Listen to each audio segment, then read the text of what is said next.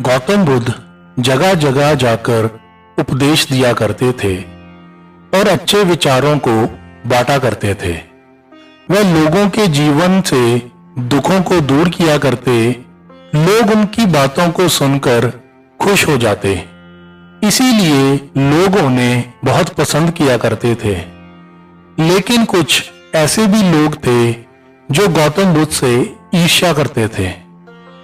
एक बार बुद्ध अपने शिष्यों के साथ भ्रमण कर रहे थे कि तभी एक व्यक्ति उनके पास आया और उन्हें उल्टी सीधी गालियां देने लगा और उन्हें ढोंगी बोला। यह सब सुन लेने के बाद भी महात्मा बुद्ध ने कोई प्रतिक्रिया नहीं दी। वे शांत और चुपचाप रहे। ऐसे में उस व्यक्ति ने फिर से गौतम बुद्ध को उल्टी सीधी गालियां दी और उनके पूर्वजों के बारे में भला बुरा कहने लगा। लेकिन फिर भी महात्मा बुद्ध ने उसकी तरफ कोई ध्यान नहीं दिया और वे शांत रहे। यह सब देखकर उनके शिष्य और आसपास मौजूद लोग अचरज में थे कि महात्मा बुद्ध उस व्यक्ति को कोई जवाब क्यों नहीं दे रहे हैं।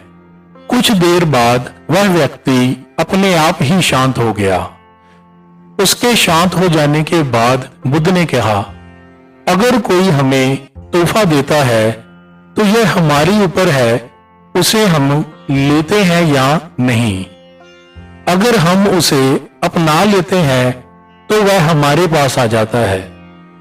वहीं अगर हम उसे नहीं अपनाते तो वह उसी व्यक्ति के पास चला जाता है जिसने वह तोहफा दिया था। उसी प्रकार इस व्यक्ति द्वारा किया गया अपमान, अपशब्द स्वीकार करना या ना करना मेरे ऊपर है। हमें कभी भी तुरंत प्रतिक्रिया नहीं देनी चाहिए।